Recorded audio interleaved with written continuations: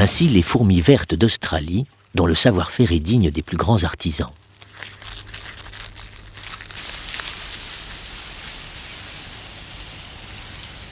Ces fourmis ont élaboré un système étonnant pour se mettre hors de portée des agresseurs les mieux armés.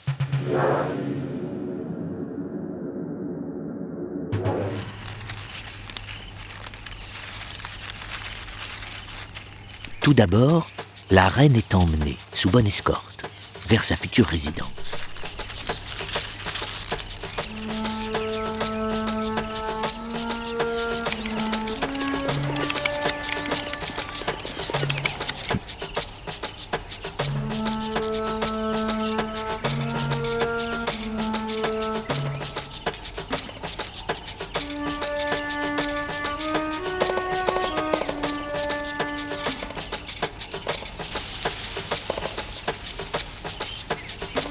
Une fois qu'elles ont trouvé le site rêvé, les ouvrières entreprennent un colossal ouvrage de couture.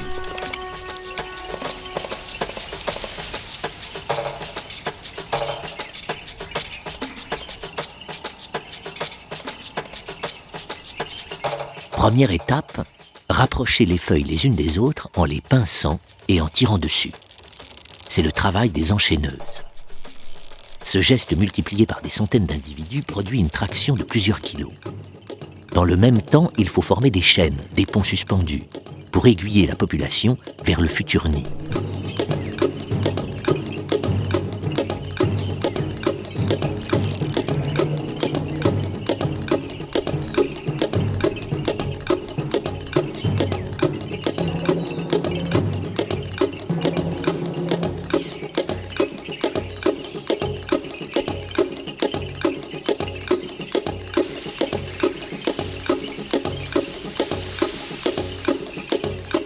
Les murs d'enceinte se referment peu à peu sur la reine, entourée dans sa nouvelle chambre nuptiale de beaux mâles noirs ailés.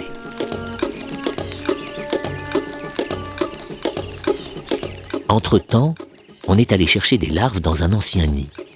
Les larves des fourmis vertes d'Australie ne tissent pas de cocon. Elles gardent leur soie pour la construction du nouveau nid. Tandis que les enchaîneuses maintiennent les feuilles bord à bord, les couturières utilisent les larves comme des navettes à tisser pour faire le surjet. Un point de colle sur le bord d'une feuille, un autre sur le bord de la feuille voisine.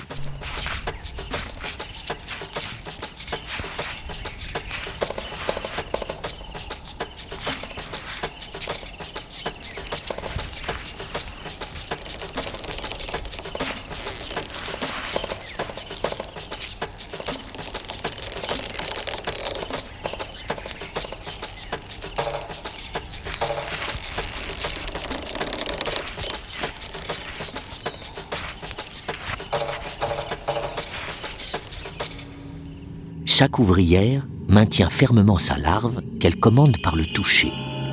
Une légère pression des mandibules pour qu'elle lâche un point de colle, une caresse des antennes pour la diriger dans l'espace.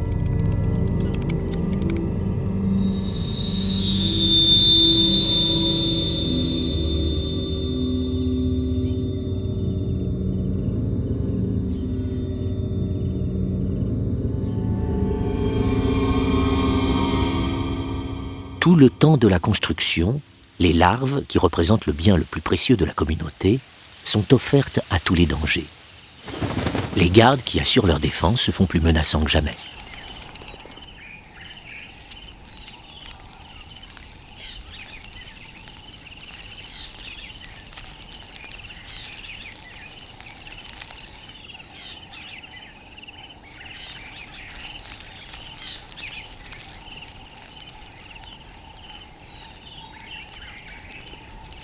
L'ouvrage terminé.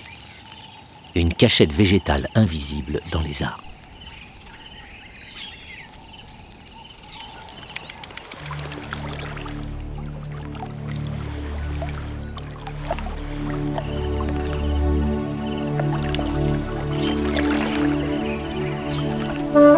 Sur le même territoire que les fourmis vertes, vivent de gros producteurs de soie qui travaillent pour leur propre compte.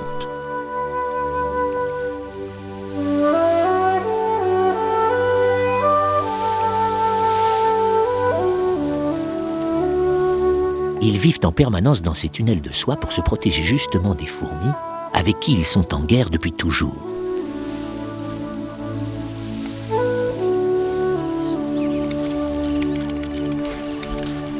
Ce sont des ambioptères.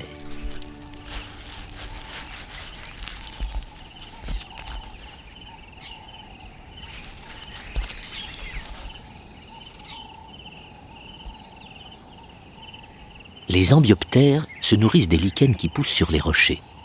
Mais pas question d'aller brouter à découvert. Depuis le nid central, la colonie étend sa toile vers les nouvelles zones de cueillette.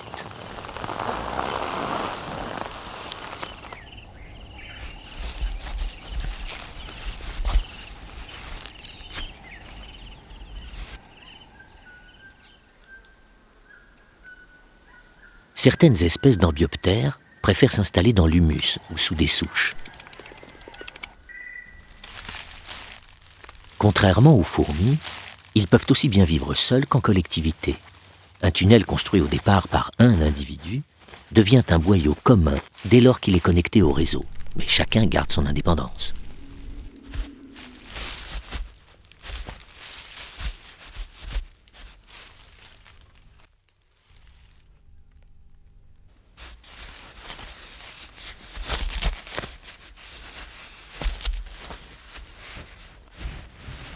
Cet insecte a les pattes truffées de glandes à soie et ourlées de poils fileurs.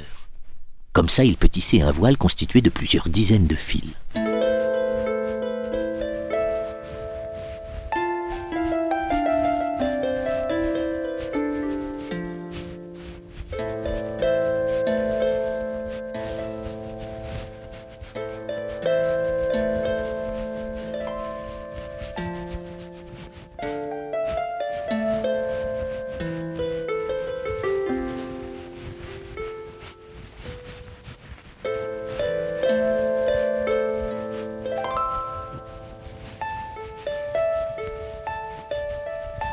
Les ambioptères cachés sous terre ne craignent pas la pluie.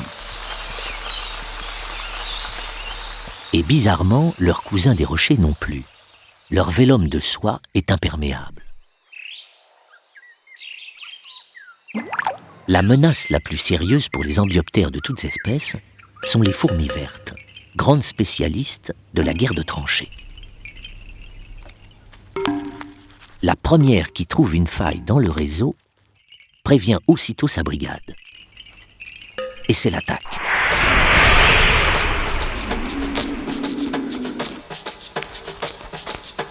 Dans le tunnel, l'alerte est donnée par ce fugitif.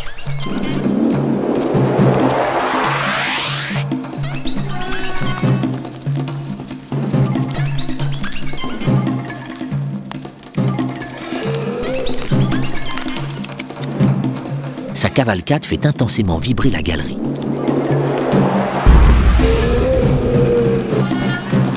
Prévenus du danger, les autres sont allés se mettre en sûreté. Mais lui est sacrifié.